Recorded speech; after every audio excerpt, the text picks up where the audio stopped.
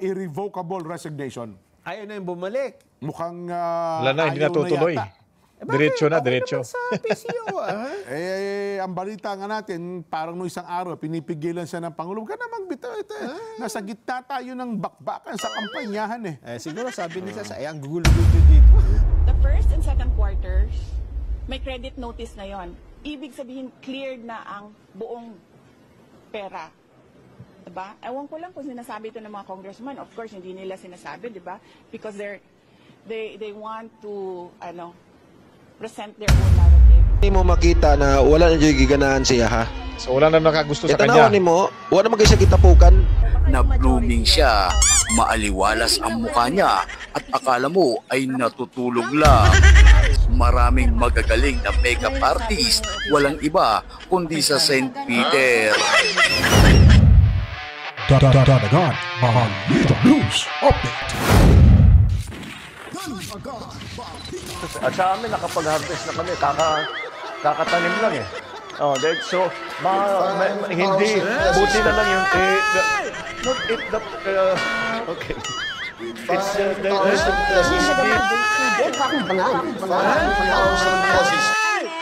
I say milyonaryo? Sama-sama tayo, babago mo para maging milyonaryo.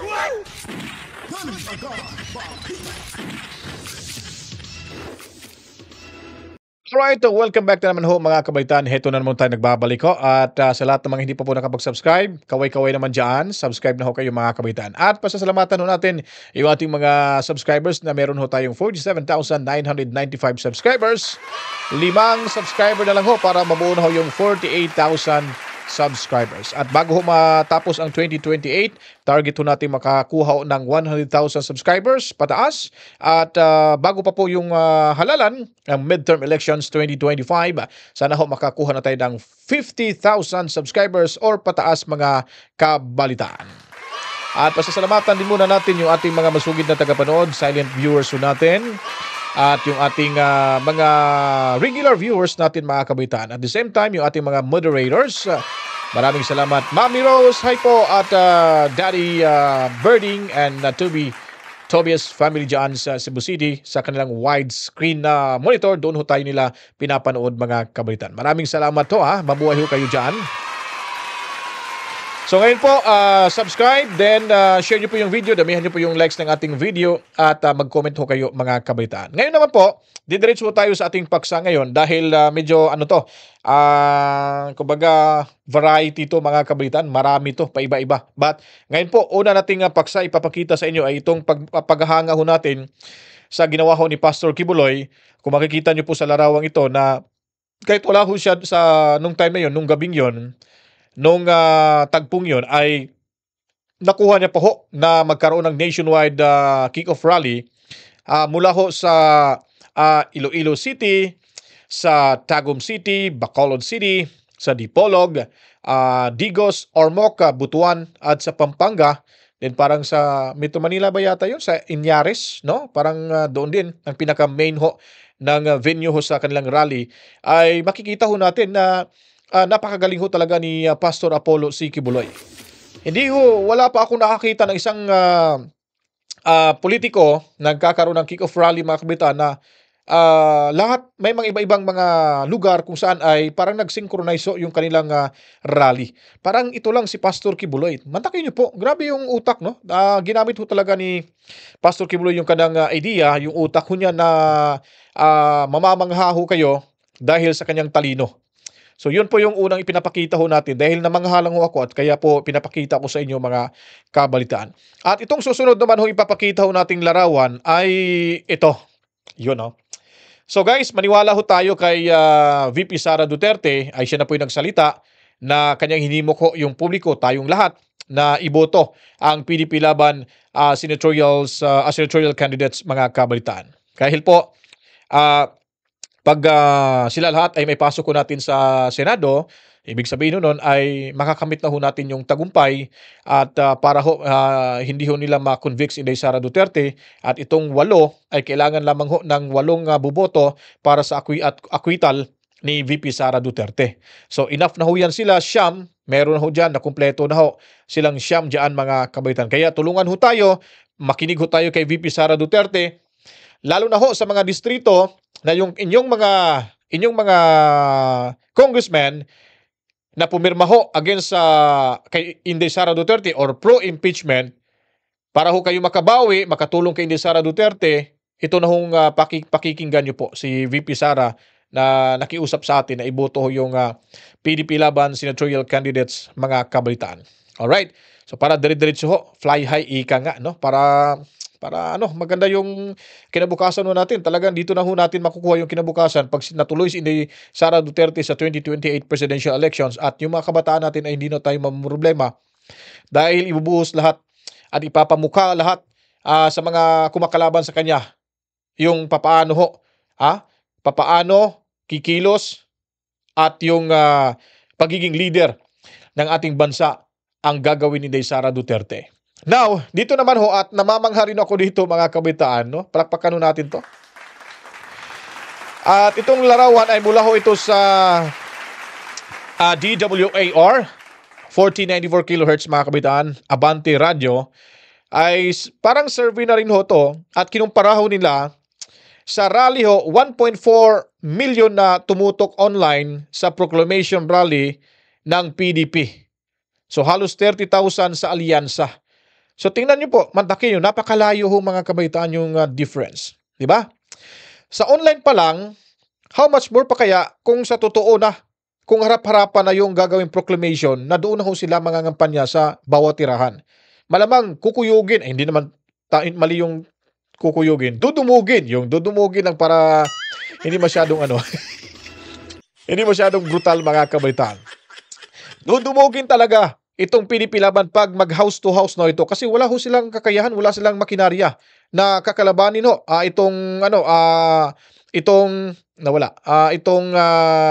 saan ba to? Ayun na lang. Yun.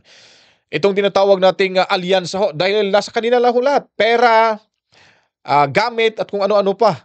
Kontrolado nila lahat. Pero itong PDP laban ay walang-wala ho talaga mga kabaitan. Kumbaga sa indigent mga kabaitan. So, ang may tutulong ho natin, yung boto talaga natin sa ating bawat membro ng ating pamilya. Kailangan buo ho, diretso iboto natin sila sa Senado upang sa ngayon tayo ay, kasi yung boto ho natin, pag sila ay nanalo, para ho yan sa atin mga kabaitaan, malaking bagay at tulong yan. Hindi na ho natin mararanasan yung anong problema ho meron tayo ngayon mga kabaitaan. Sigurado po yan, 100%. Ako na po nagsabi sa inyo, pag nagkamali ho ako, hindi nyo na ako makikita sa channel na ito. Hindi na ako magva-vlog mga kabalitaan. Kaya kung ano yung sinasabi ko at anong sinasabi ni Inday Sara Duterte, sunod lang ho tayo. Susunod talaga ako kay VP Sara Duterte na yun ang magiging paraan para magkaroon ho tayo ng hustisya at kaayusan sa ating bansa mga kabalitaan. At dito naman po, sinagot siya dito ni Attorney Vic Rodriguez. Sabi niya kasi, naipalabas na ho natin to sa ating isa pang vlog. At sinabi niya ho dito mga kawitan ay, nagtataka nga ako parang yung mga iba ay naging kandidato. Nag-deliver lang yata ng suka na bigyan ng certificate of candidacy dahil walang ikukumpara sa ating mga kandidato. So minamaliit niya po yung PDP laban na senatorial candidates. Hindi niya po alam na si Bongis siya mismo sa iyong sarili ay wala ho siyang diploma. Hindi nakapagtapos ng pag-aaral. Wala ho talaga. Magaling na mag-English to kaya pwede na rin. Pero when it comes of decision making, wala sa ayos to at wala hong sense of leadership itong si Bongit mga kabaitaan. Now, ang sagot naman ni Attorney Vic Rodriguez, sabi niya dito, ako ho ay nakabili. Nautusan bumili ng suka ng maraming ulit. May diploma ho ako at nakapagtapos ako ng kolehiyo ng abogasya. Ako ay natutuwa kung ito man ang Team Suka. Isa po akong proud member ng Team Suka. At atin pong lalabanan ang Team Sinusuka. Galing, no? Ating lalabanan ang Team Sinusuka, mga kabalitaan. Naiinsulto ho talaga dito. Pag nabasa to ni Bongit, maiinsulto ho talaga. Simpleng sagot lamang ho. Simpleng atakip, simpleng buwelta, pero tagus hanggang buto ito.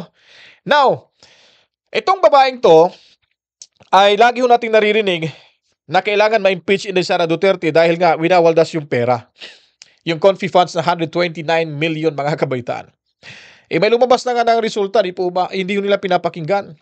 Ngayon, ito na naman ho, ang sinasabi ng COMELEC, ang COMELEC ay sinasabi sa lahat ng mga voters requested kung saan to disqualify Laila de Lima's candidacy under her mamamayang liberal party list dahil sa several criminal cases pending with the Supreme Court. So marami pang kaso, 3 kaso mga kabaitaan. Kasi public office is a public trust mga kabaitaan, then sinasabi ho dito siya ay tumatakbo ho bilang representante ng kanyang party list. So paano po ba? Mapasok po ba yan sa tinatawag na public office is a public trust? Hindi po, di po ba? Kasi may panuloko ho dito eh. Una po ay disbarment due to adultery with her driver Junel. Pangalawa, unliquidated confi funds. The same din unliquidated cash advance noong 2015.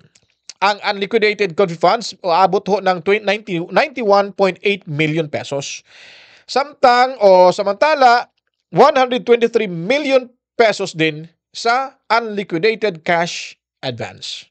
So, kulang-kulang ho, abot yata to ng malaki rin, di ba? 123,900, basta malaki rin. Abot din to ng kulang-kulang, hindi naman aabot ng billion siguro. Di po ba? So, karma is real.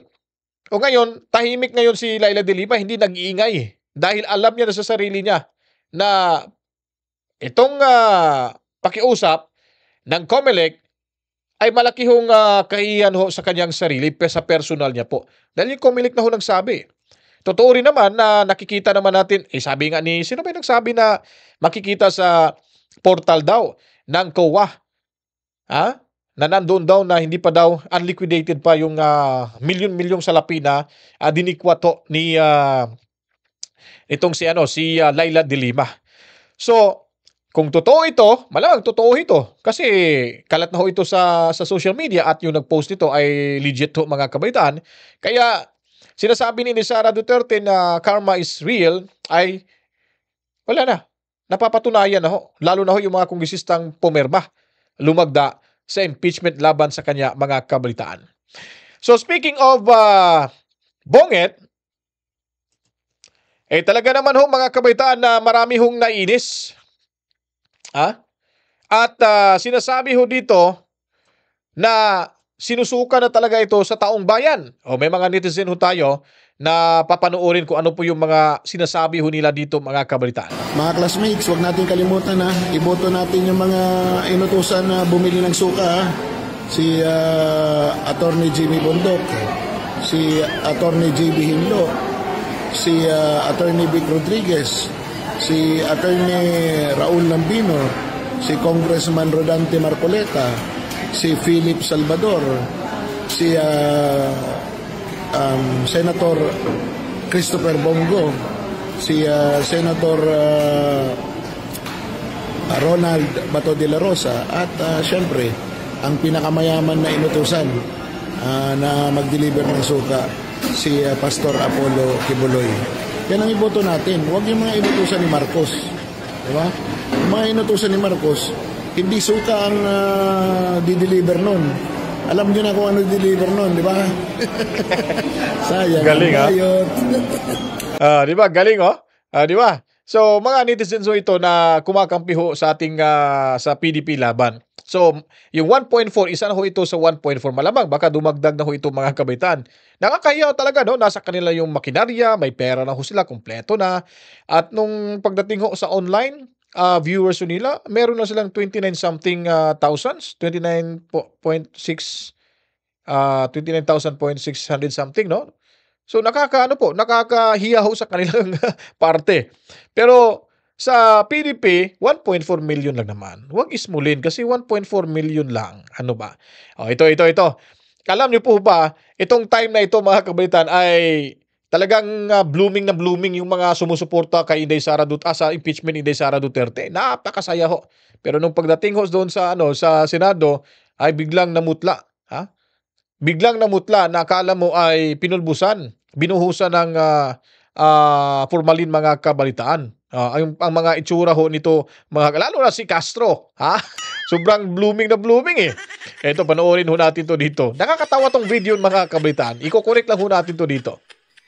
Yay! Palakpakan! Sa wakas, may impeach na si VP Sara dahil nakuha nila ang majority ng boto ng mga congressman para ma-impeach si VP Sara. Kaya naman ay tuwan-tuwa ang mga makakaliwang ito na animoy nanalo na sila sa 2025 election. Lalo na itong si Franz Castro, baka sa mukha niya ang kagalakan. At ewan ko kung ako lang ba ang nakakapansin na blooming siya. Maaliwalas ang mukha niya at akala mo ay natutulog lang. Sa bagay, napakagaling ng makeup artist nito na galing pa sa isang respetado at malayong lugar na kung saan maraming magagaling na makeup artist, walang iba kundi sa St. Peter.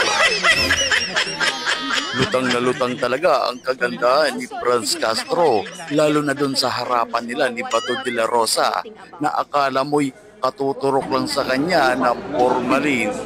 Ano po yung narinig ko? Well, parang naghahanda yata ang majority.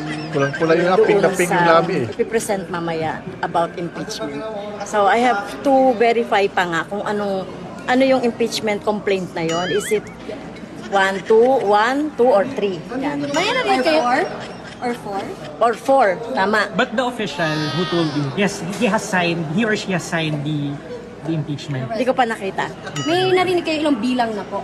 Well, we are in-expect daw na makukuha yung 1/3. Minadali nyo pa ang pag-usad ng impeachment dyan sa Kamara. Pero pagdating sa Senado, I move that we adjourn the session until 3 o'clock in the afternoon of Monday, June 2, 2025. So moved, Mr. President. There is a motion. Nanahimik bigla si Castro. Galing talaga sa gumawa ng video ito. Credit sa iyo, boss, ha? Napakagaling. Win. Is there any objection? Anti-climactic kayo. There being none, session is adjourned until 3 o'clock in the afternoon of Monday, June 2, 2025. Thank you, Mr. President. Thank you to our staff and Senate employees. Mabuhay ang Senado. ibig sabihin, wala munang pag-uusapang impeachment ngayon sa Senado hanggang sa eleksyon. Kaya tayo mga botante ay maging matalino tayo sa pagboto. Dadula in Action TV here. At galing talaga itong gumawa nito. Nakakatawa ho mga kabaitan. Palakpakan ho natin to. Palakpakan. Anyway, palakpakan din natin yung 47,996 mga kabaitaan. Maraming salamat to. Tumaas na naman ho tayo. May dumagdag na naman. At dito po, panoorin ho natin itong isa. Si Bongit talagang nilangaw ho mga kabaitaan. Pumunta sa isang lugar. Ewan ko kung saang lugar ho ito. Ay nagpapakyut ho sa mga audience dyan. Sa kanyang papapakyut ay parang lumabas nakasimangot. Na hindi man lang pinansin mga kabaitan. Nakakaya itong Bongit na ito. Panoorin natin dito. Dinini mo makita na wala na dyan giganahan siya ha. So wala na nakagusto sa kanya. Itanawan ni mo, wala naman kayo siya kitapukan. Mukha na siya ordinaryong tao. Hindi na daw siya dinungog. Pero remember, presidente na ha. Pero wala na dyan. Okay, kapoy na magay siya o. Mukha siya nakuan ba? Mukha siya na ulaw ba na wala siya kitapukan. Nakakatawa, no? Ay, nako, Bongit. Talagang mahirap kasi ang pag hindi talaga totoong boto yung nakuha mo, wala ho talaga. Mantakin mo, nakakuha ng ilang milyon dahil kay Inday Sara Duterte. Hindi pa niya inaamin, ha? Ayaw niya pang aminin na si Inday Sara yung nakapagpanalo ho sa kanya. Ngayon, kiniklaim niya na dahil nga ay yun, sa kanya daw yung boto. Daming naguyo eh. Ang daming na 1, 2, 3 mga kabalitaan. Naguyo rin din si Inday Sara Duterte. Nabudol din. Tayong lahat nabudol. Ang galing mambudol. Professional talaga sa pambubudol. Tingnan nyo po yung pinsang buo ni Lisa Arneta. Yung doon sa sa Iloilo, sa Guimaras. Guimaras ba 'yon? Parang sa Guimaras 'yon. 'Di ba? Nambudol. Kinasuhan ng estafa mga kabalitaan. Ay, nako. Nakaano na sa dugo nila mga kawitan. Napakahirap talaga, no? Hirap talaga mamuhay pag meron ho kayong ginagawang kalukuhan. Ito po yung sagot ni Inday Sara Duterte dito. Yung sa mga buhaya diyan sa HUADCOM mga kabalitaan. Sa HUAD Committee ay talagang binibiraho nila si Sara Duterte dahil nga daw sa Confi funds at yung ano pang mga akusasyon sa kanila kahit may resulta na ho sa Commission on Audit na unmodified result, unmodified result ay naku po, hindi pa rin lang ho pinapakinggan. Kaya tuloy ipinagpatuloy ho nila yung kanilang kabalastugan, yung kanilang demonito diyan mga kabalitaan. Ito para sa inyo to, Wadcom. Bago tayo kay dadako kay Inday Sara Duterte. Apat na malahukom sa salay nagtipon.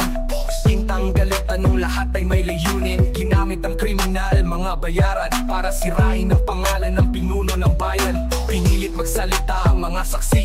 Sinindak, tinakot, binayaran ng salapi. Pero ang katotohanan di nyo kayang takpan. Bayan mulat na alam namin kung sino ang kalaban.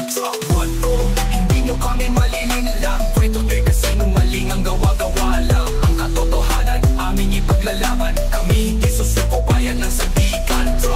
Sa likod ng inyong baluktot na plano, totoo ang mananatili. Hindi kayo mapawagi. Bayan magbago, sama-sama't magkaisa.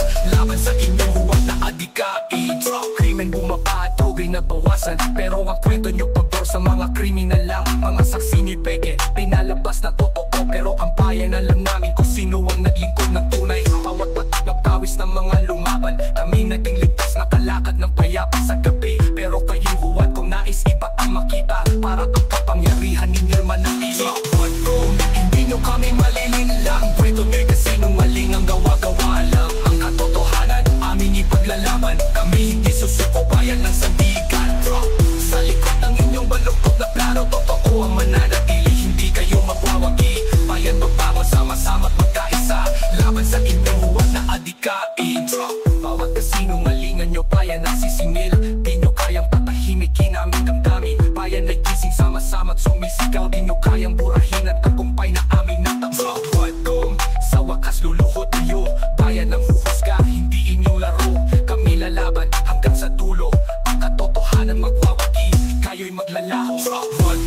Hindi nyo kami malililang. Kwento nyo'y kasinungaling ang gawa-gawa lang. Ang katotohanan, aming ipaglalaban. Kami hindi susuko, bayan ng sandigan. Sa likod ng inyong baluktot na plano, totoo ang mananatili. Hindi kayo magwawagi. Bayan magbangon, sama-sama't magkaisa. Laban sa inyong huwag na adikain.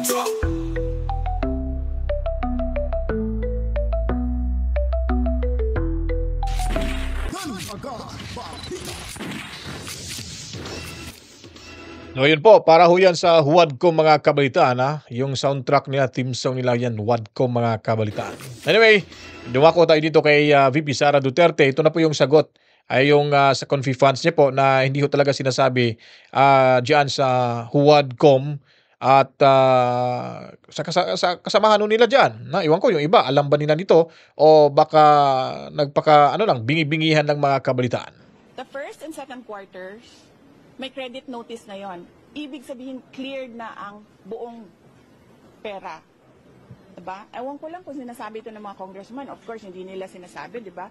Because they want to present their own narrative. Tapos na yon. The money in DepEd, first and second quarter, cleared with credit notice. The ongoing audit is on the third quarter only. And it's ongoing. So you cannot question an ongoing audit. And you cannot audit the funds of any government office because that is the exclusive domain of the Commission on Audit. Bakit nag-audit ang ating mga congressman? Dapat sila gumagawa ng batas. Nakikita nyo? Sinasabi na nila ngayon, in the proper time, we will legislate. Kasi sinasabi namin where is the proposed legislation? Hinahanap namin. So ngayon, dinadagdag na nila yon. Madali lang naman siya Pakinggan nyo lang, basahin nyo lang lahat ng mga nangyayari. Madali lang maintindihan kung anong ginagawa. Yan ho sila nagagalit sa proposed legislation na hinanap po ni Inday Sara Duterte. Isa ho yan sa kadahilanan. Dahil po, nung time na hiningi ho nila, ni Inday ni VP Sara, doon sa plenaryo, nung nandoon ho siya, ay wala ho silang may pakita mga kabalitaan. Ganon katalino, katalas ng pag-iisip ng ating Vice Presidente. Doon pa lang checkmate na ho sila mga kabalitaan. Kaya pinupursigi ho nila na makakahanap mo sila ng butas laban kay Inday Sara Duterte. Wala ho silang mahanap na butas. Ngayon, ginamit ho nila yung sabi lang papatayin daw, gugurgurin daw ni VP Sara at kung ano-ano pa yung mga akusasyon, mga kabalitaan. Grave threats so at itong ano ba yun? Parang yung sa sedition, yun, incited to sedition mga kabaitaan. Di ba? So sabi pa ng isang eksperto, ay ano lang yon, palabas lang yon para umipa lang pala itong National Bureau of Investigation. So ngayon po, sa pinaka-main paksa natin ay talagang dalawa na sa ngayon, sa mga panahon ngayon, eleksyon na, di ba? Pangangampanya na.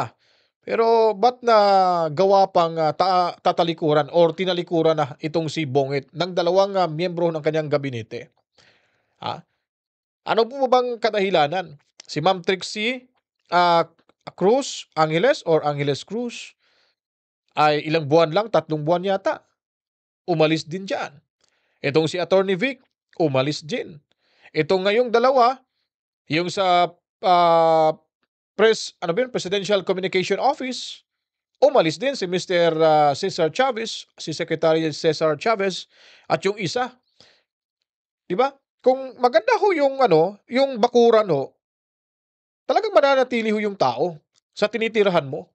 Pero pag pangit na ho yung bakuran, pangit na ho ng loob ng bahay, toxic na talaga para sa kanila, lalo na ho yung mga tao na nasa paligid, ay aalis at aalis ho yan. So, ibig sabihin nun, umalis na ho yung dalawa, ay hindi ho talaga maganda ngayon yung loob ng Malacanang. Yung mga alipuris ni Bongit na nakapaligid ho sa kanya mga kabaitaan. Kasi si Bongit, madali lang kasing diktahan. At wala ho itong decision making ho. Walang sense of leadership. Kaya, ganun na lang ka-easy na didiktahan itong ating Pangulong Bongbong Marcos. Siguro nakita ng dalawa na parang wala na tayo. Dapat ako yung head ng department na ito. Dapat ako'y pakikinggan. Makikinig siguro sa kabila. Ganito, ganun. Dapat ako lang. Discretion ko ito. So, parang ganun ho yung nangyayari. Kaya, para hindi na uminit, hindi na lumaki yung issue, ako na lang magpaparaya. Lalayas na lang ako sa bahay na ito. Wala naman pala akong mapapala eh. So, ibig sabihin nun, hindi maganda yung liderato diyan sa Malacanang ni Bongit mga kabalitaan. So ngayon, patunayan ho natin to kung totoo ba itong nasagap ho nating impormasyon mula naman ho ito sa saga ng mamamayan. Ito, pakinggan ho natin para yung mga bagang vloggers hindi magsasalita na ano ka ba, mahilig naman kayo talaga sa fake news. Walang fake news tayo. Kasi nagbibiso tayo sa mga nakukuha impormasyon base sa mga napapanood natin mga kabalitaan. Ito, panoorin natin to. Sa araw na ito, Nelson, merong 2 mataas to opisyal ng ating pamahalaan. Mataas, mga 5'7", 6'2". Ano yan? Mas mataas pa, mas mataas pa. Mas mataas pa? Mas mataas pa. Sa Nakulungot. tingin ko, mga 7-footer ito eh. Wow! Kasi laki ito ni Kai Soto. Mataas! Oo. Anong nangyari sa 2 mataas na opisyal? Nagbitiw sa kanilang mga posisyon. Nagbitiw na. Oho. Baka naman totoong nagbitiw yung ibig sabihin. Bye-bye, alis na ako. Oho. Ewan ko ba? Dito ko lagi ang alam ko yung isa, sinibak eh. Parang yung presidente ng PhilHealth, di ba? Nauna yung sabi, balita, sinibak eh. Oo. Pero dahil sa na-realize ng Pangulo na awas, hindi, talaga namang nagbitiw yan eh. Kasi nga, ganito, ganyan. Well, ito namang 2 bago ngayon, ang pinalutang nila talaga daw naman nagbitiw. Hindi po sila sinibak. Ano ba yan? Sino-sino? Ang una po na sinasabi nating Cabinet Secretary na nagbitiw ay ito pong si DOTR Secretary Jimmy Bautista. DOTR Secretary.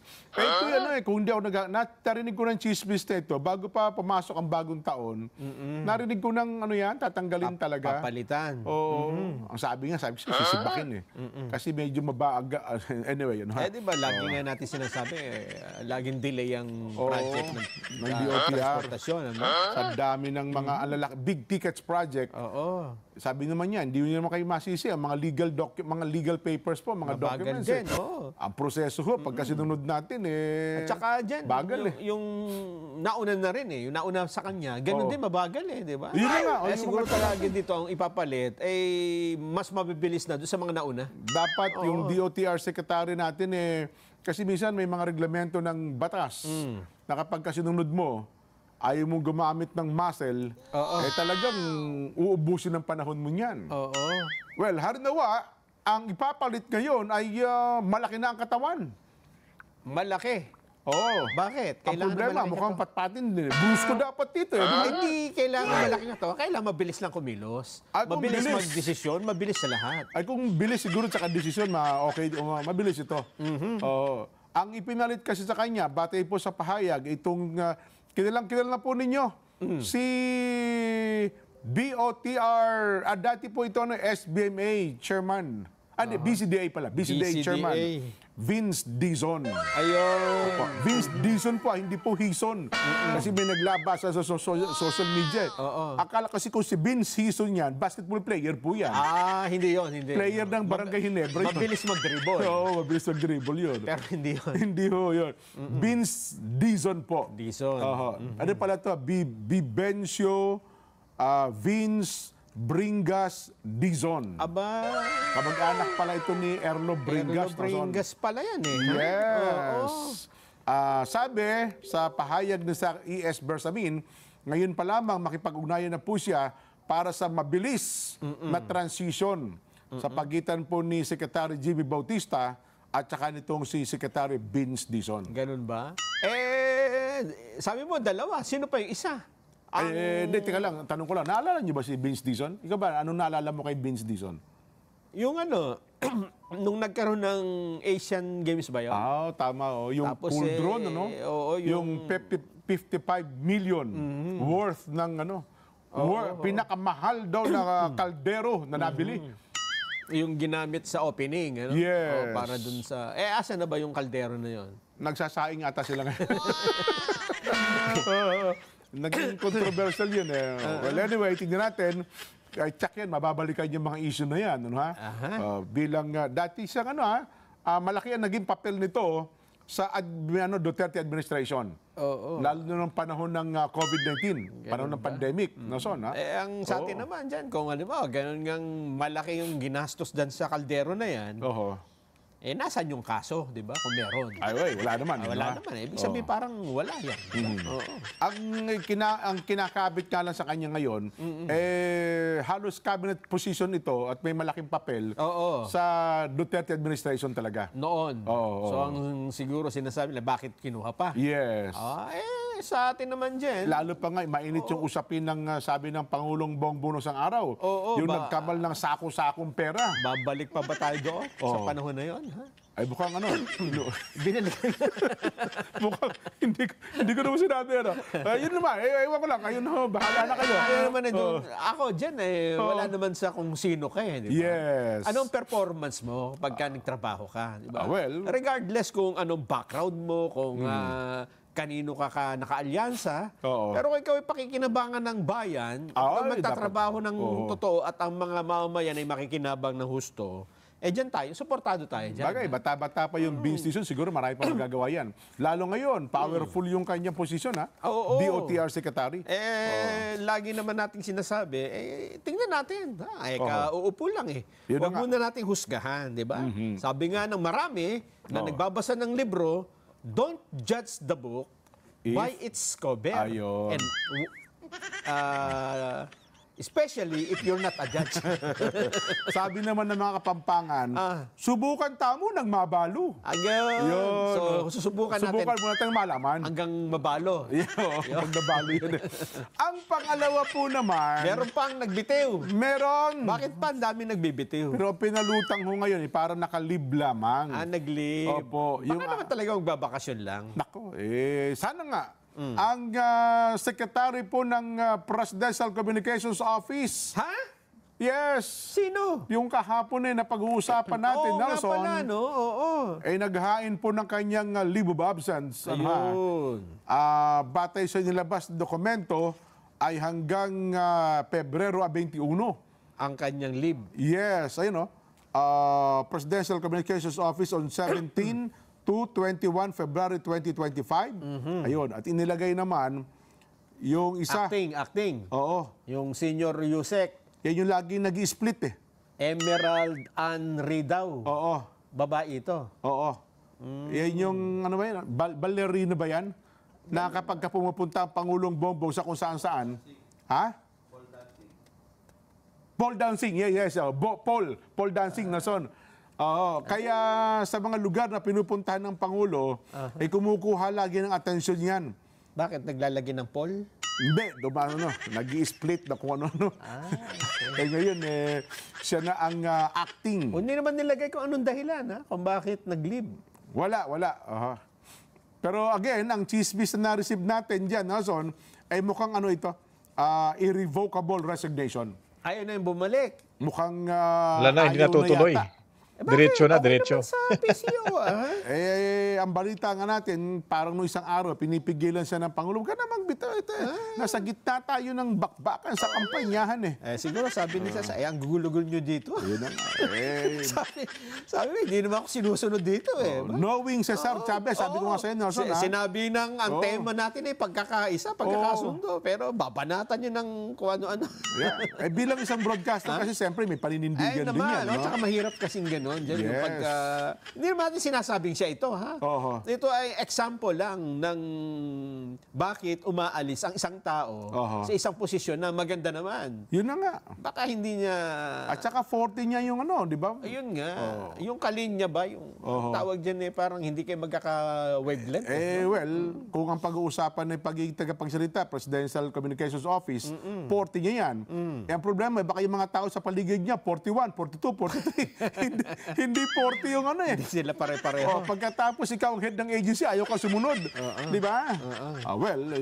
Alamin natin, mukhang yan po ang ang balitang nasagap natin. Bagamat ang hindi pa ito nakukumpirma ng ng commission appointments.